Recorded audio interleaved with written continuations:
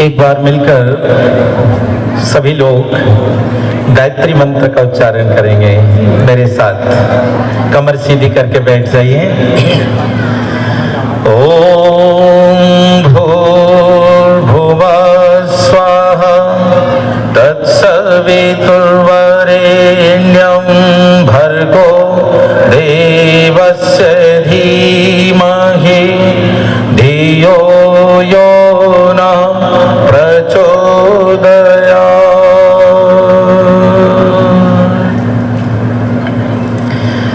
मंच पर उपस्थित सम्माननीय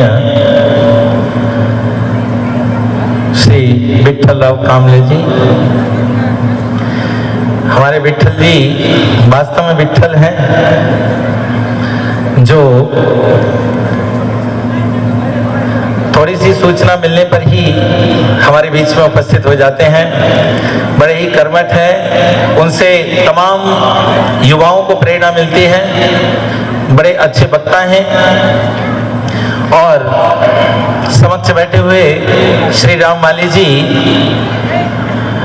और श्री विजय बल्लार जी जो भिवंडी का कार्यवाह पूरे संभाल रहे हैं, श्री अजिंक्य जी जो मंच का संचालन कर रहे हैं, श्री दिनेश आर्य जी और श्री राजेश जी, श्री लोकेश जी, श्री प्रभु श्री निवास जी जो बड़े कर्मठ और तेजस्वी वाणी में बच्चों का उत्साहवर्धन कर रहे थे। प्यारे बंधुओं, माताओं, बहनों और प्यारे बच्चों, यहाँ जब ये छोटे छोटे बच्चे कार्यक्रम दे रहे थे तो मुझे ऐसा लग रहा था कि पूरा भारत यहाँ पर उपस्थित है। ये हमारी रीढ़ है, ये जो पौधे हैं हमारे नन्हे मुन्ने, इन्हीं से हमारे भारत देश का सपना साकार होगा। और इसके लिए आप सभी पेरेंट्स बहुत ही धन्यवाद के पात्र हैं। मैं परमपिता परमात्मा से प्रार्थना करता हूं कि आप इसी प्रकार से इन बच्चों में शक्ति का और ज्ञान का संचार करते रहें। हर बच्चा देवी की प्रतिमा है, संस्कृति और संस्कारों से ओतप्रोत है। आपको मैं एक बात कहता हूं, आपने झाड़ू देखी है? झाड़ू प्रेम से मिलकर चलो, बोलो सभी ज्ञानी बनो, पूर्वजों की भांति तुम कर्तव्य के मानी बनो। ये मंत्र कहता है कि साथ साथ चलो, साथ साथ बोलो और साथ साथ कदम बढ़ा के आगे बढ़ो। एक दूसरे के हृदय में प्रेम की पराकाष्ठा को पैदा करो। आइए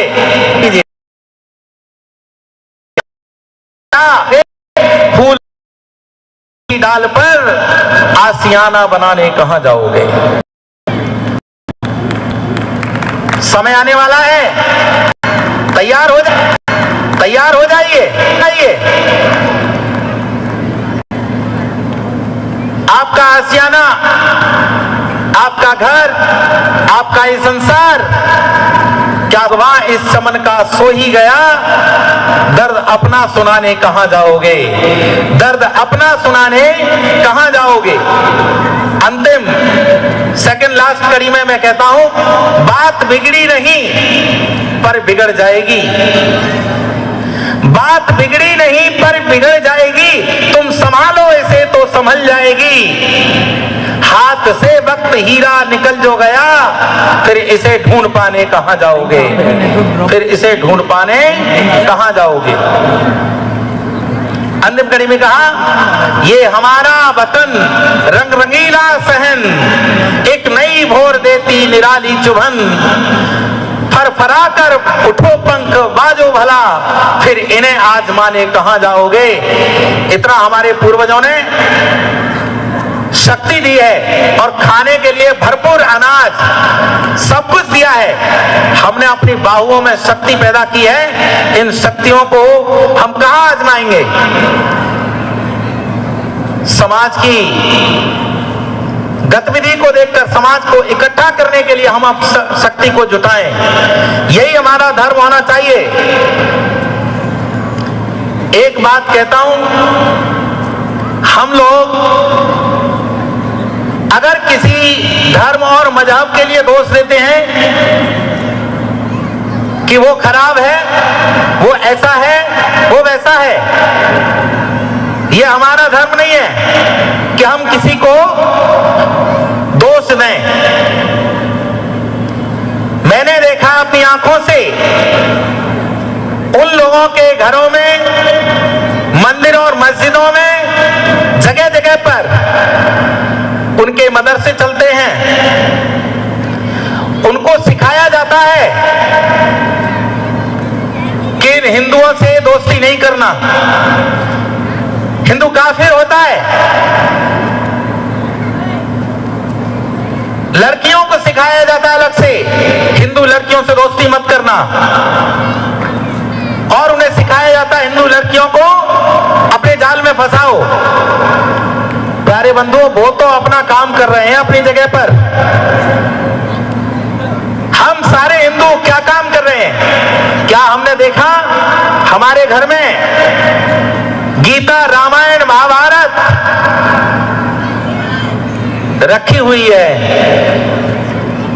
हमने कभी प्रयास नहीं किया कि हम उन बच्चों को बिठाकर गीता, रामायण, महाभारत से परिचय कराएं।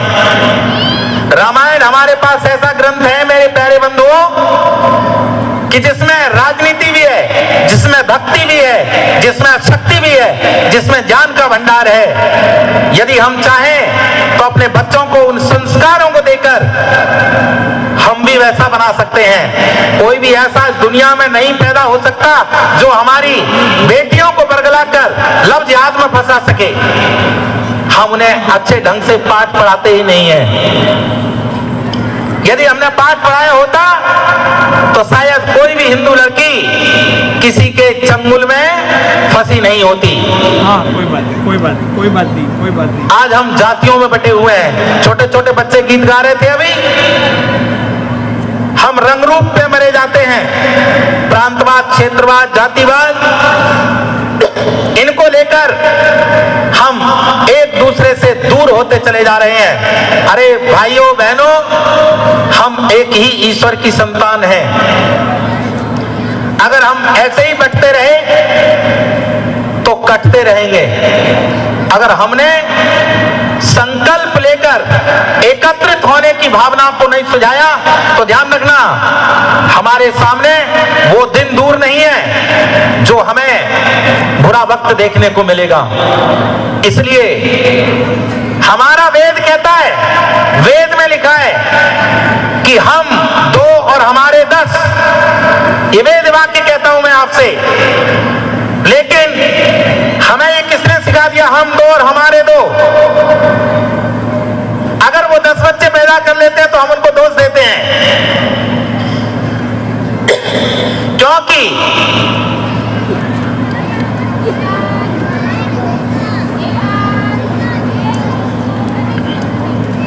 हम उनको दोष देना छोड़ दें। उन्होंने तो कह दिया कि हमारा बच्चा तो जैसे तैसे पलेगा, अपने आप खड़ा हो जाएगा, और हम केवल नौकरी के लिए पढ़ाते हैं अपने बच्चों के लिए, केवल नौकरी के लिए। मैं आपका भाई हूं, बंधु हूं, सखा हूं। मैं अपनों से बात कर रहा हूं और अपनों से ये बात कही जा सकती है। यदि हम ऐसा नहीं कर सकते, हम शिक्षा का स्तर नहीं बढ़ा सकते और हम बच्चों में राष्ट्र के प्रति चेतना पैदा नहीं कर सकते, तो हमारा इस भारत भूमि पर जन्म लेना निरर्थक हो जाएगा, व्यर्थ हो जाएगा। प्यारे बंधुओं, किसी ने पाठ पढ़ाया कि हिंसा नहीं करनी चाहिए और हम उस रास्ते पर चल पड़े। हमने उनका कहना मान लिया कि हिंसा नहीं करनी चाहिए। हम आह भी करते हैं तो हो जाते हैं बदनाम, हम आह भी करते हैं तो हो जाते हैं बदनाम, और वो कत्ल भी कर देते हैं तो चर्चा भी नहीं होती। उनकी हर रात गुजरती है दिवाली की तरह, उनकी हर रात गुजरती है दिवाली की तरह। हमने एक दिया जलाया तो बुरा मान गए। हमें जागना होगा और हमें जगाना भी होगा। आइए, मैं हिंसा की बात कहता हूं कि हिंसा कितनी जरूरी है। लोगों ने हमें अहिंसा का पाठ पढ़ाया और हमने उसे पढ़ भी लिया, और हम अपने बच्चों को अहिंसा का पाठ पढ़ाते पढ़ाते बूढ़े हो जाते हैं। इसी कारण से हमारे देश के ऊपर, हमारे परिवार के ऊपर अत्याचार होता है। आपको मैं एक संदेश देता हूं, पूरे ध्यान से मेरी बात को सुनिए। भगवान राम का चित्र देखा है आपने? हाँ या ना बोलो। भगवान कृष्ण का देखा है? अपने सभी देवी देवताओं के चित्र देखे हैं? उनके हाथ में कोई शस्त्र है या नहीं? फिर आप अपने हाथ में शस्त्र क्यों नहीं उठा सकते? हम अपने बच्चों को तलवार चलाना क्यों नहीं सिखा सकते? हम अपने बच्चों को हर प्रकार की शिक्षा देकर उसे राम बनाना होगा, उसे कृष्ण बनाना होगा, उसे हनुमान बनाना होगा। अगर हम ऐसे ही बैठे रहे और हम टीवी पर सीरियल देखकर खुश रहते रहे तो ध्यान रखिएगा, हम रसातल की ओर चले जा रहे हैं, रसातल की ओर चले जा रहे हैं। इसलिए मैं कहता हूं कि हम अपने देवी देवताओं से सीखें अस्त्र शस्त्र को धारण करना। और मैं एक कविता के माध्यम से कहता हूं,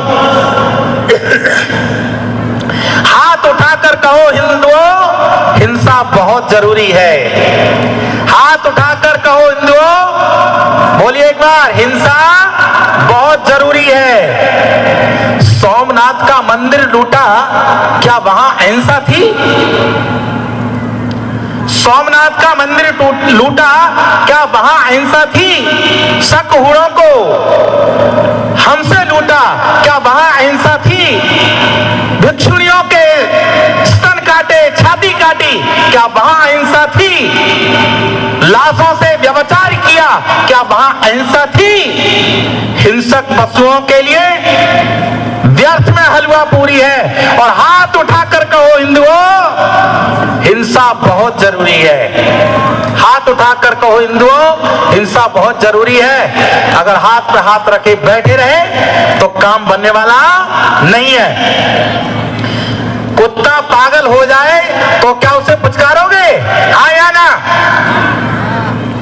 पुचकारोगे? अरे आवाज दो मुझे। कुत्ता पागल हो जाए तो क्या उसे पुचकारोगे?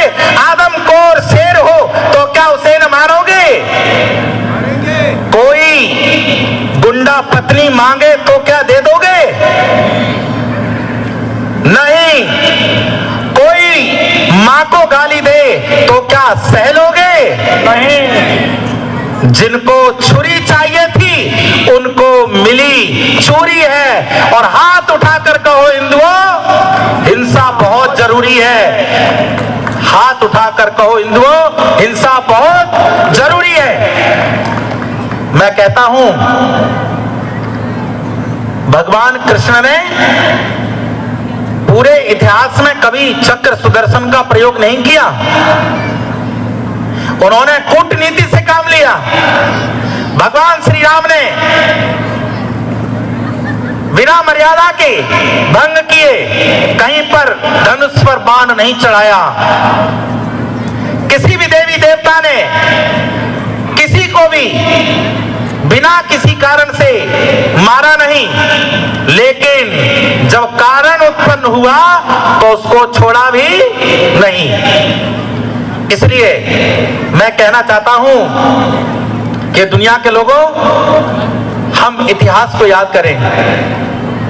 महाराणा प्रताप के इतिहास को करें, रानी लक्ष्मीबाई के इतिहास को याद करें। महाराणा प्रताप ने 6 बार युद्ध लड़ाया अकबर से और 6 बार युद्ध हार गए। जब वो रास्ते से लौट रहे थे, उन्होंने एक दृश्य देखा। एक सीधे खंभे के ऊपर एक छोटा सा कीड़ा चढ़ रहा था और वो कीड़ा थोड़ा ऊपर चढ़ता और और नीचे गिर जाता, थोड़ा ऊपर चढ़ता और नीचे गिर जाता। ऐसा करके वो धीरे धीरे धीरे धीरे ऊपर चढ़ता गिरता, ऊपर चढ़ता गिरता, आखिर में जाकर वो ऊपर चढ़ गया, उस खंबे के ऊपर चढ़ गया। महाराणा प्रताप ने सोचा कि मेरा भी 6 बार युद्ध हार गया हूं, यदि 7वीं बार मैं प्रयास करूंगा, ये छोटा कीड़ा ऊपर चढ़ सकता है, क्या मैं युद्ध नहीं जीत सकता? प्यारे बंधुओं, माताओं, बहनों, जैसे ही महाराणा प्रताप जंगल में अपने डेरे के ओर बढ़े, वहां देखते हैं उनकी 12 वर्ष की बेटी भूख के कारण उसके प्राण जा रहे हैं। महाराणा प्रताप ने उस 12 वर्ष की बच्ची को अपनी गोद में उठा लिया और गोद में उठाकर उस बच्ची से बात कर रहे हैं, लेकिन बेहोशी अवस्था में उस 12 वर्ष की बच्ची ने महाराणा प्रताप से कहा, पिताजी, आपने इतना दुख उठाया है, इतना कष्ट उठाया है कि मैं उसे देख नहीं पाई, आज मैं मृत्यु शैया पर लेटी हुई। पिताजी, आप अकबर के सामने शीश मत झुकाना। मरते दम तक उस 12 वर्ष की बच्ची ने देश की आन बान और शान के लिए अपने पिताजी को तैयार किया कि अब अकबर के सामने सिर मत झुकाना। और वहीं महाराणा प्रताप ने संकल्प लिया, बेटा, मैं महाराणा प्रताप व्रत लेता हूं कि अकबर के सामने अपना सिर नहीं झुकाऊंगा। 7वीं बार में उसने युद्ध लड़ा अकबर के साथ और अकबर को पराजित कर दिया और विजय प्राप्त कर ली। बोलिए महाराणा प्रताप की। हम अपने पूर्वजों के क्रांतिकारियों के इतिहास